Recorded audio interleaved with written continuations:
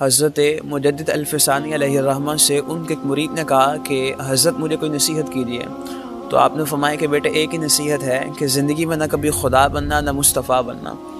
تو مرید بڑا حیران ہوا کہ حضرت یہ کیا بات کی آپ نے، اس طرح کی خواصت بھی کوئی کر سکتا ہے؟ تو کہا حضرت اس کا کیا مطلب ہے کہ زندگی میں کبھی خدا نہ بننا؟ تو فرمایا بیٹے اس کا مطلب یہ ہے کہ یہ شان صرف اللہ کی ہے کہ جو کام جب چاہتا ہے جیسے چاہتا ہے اس کو سر انجام دے لیتا ہے۔ فرمایا کہ اگر تمہاری یہ منشا ہو کہ فلاں کام اس طرح ہو اور اگر تمہاری منشا کے مطابق نہ ہو تو فرمایا اس پہ صبر کرنا، اور اگر تمہاری منشا کے مطابق ہو تو فرمایا اس پر اللہ کا شکر ادا کرنا۔ تو مرید نے کہا کہ حضرت اس کا کیا مطلب ہے کہ زندگی میں کبھی مصطفیٰ نہ بننا؟ تو فرمایا بیٹے اس کا مطلب یہ ہے کہ یہ شان دنیا میں صرف ایک ہستی کی ہے کہ جو ان کی بات کا انکار کرتا ہے وہ کافر ہے، وہ دائرہ اسلام سے خارج ہو جاتا ہے جو ان کی بات کا رد کرتا ہے۔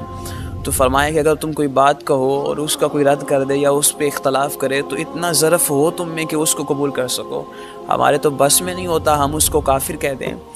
اللہ اکبر! تو یہ انسان کے لیے یہی زیبا ہے کہ وہ اللہ کا بندہ بن کے رہے اور رسول خدا کا غلام بن کے رہے۔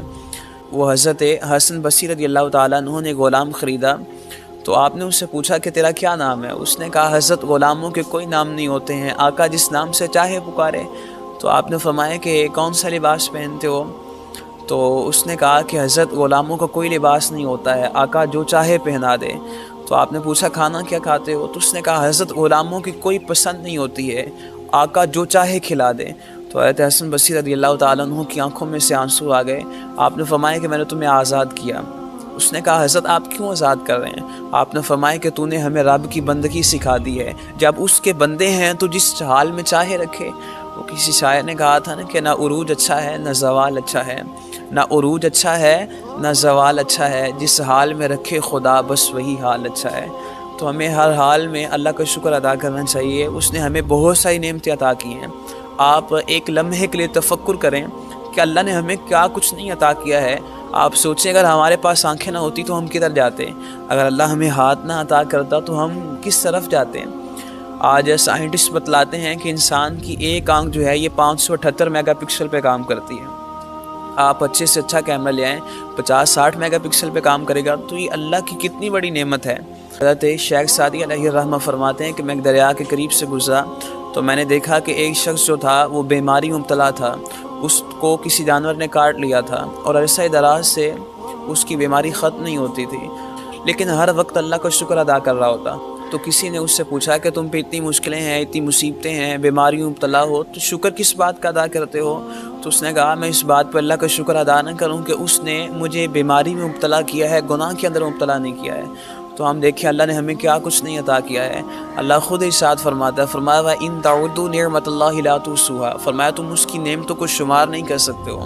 اللہ نے ہمیں اتنی نعمتیں عطا کی ہیں لیکن ہم پھر بھی اس کی ناشکری کرتے ہیں اور ہماری زبان پہ ناشکری کے کلمات نکلتے ہیں۔ اللہ انسان کے اس عمل کو قرآن کے اندر بیان کرتا ہے، فرمایا ان الانسان لربہ لکنود، بے شک انسان اپنے رب کا بڑا ہی ناشکرا ہے۔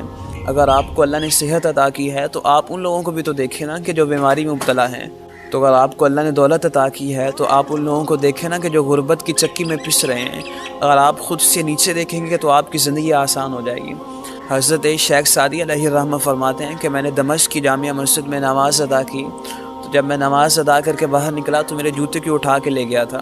تو آپ فرماتے ہیں کہ گرمیوں کی کڑکتی دھوپ تھی، تو جب مجھے پیدل چلنا پڑا تو میرے پاؤں میں چھالے پڑ گئے، تو میرے دل میں شکوہ پیدا ہوا۔ میں نے کہا سادی لوگ تو تجھے حکمتوں کا امام مانتے ہیں اور لوگ دور دور سے تیری باتیں سننے کے لیے آتے ہیں اور بڑی بڑی دانشگاہوں میں تیرا انتظار ہوتا ہے، اور تیرے پاس پاؤں میں پہننے کے لیے جوتا بھی نہیں ہے۔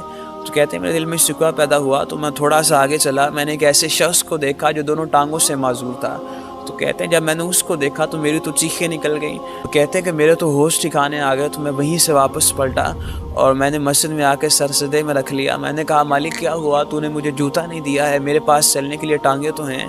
تو جب انسان خود سے نیچے دیکھتا ہے تو اس کی زندگی آسان ہو جاتی ہے۔ تو اللہ ہمیں شکر کی دولت سے مالا مال فرمائے۔ آخر دعوانا الحمدللہ رب العالمین۔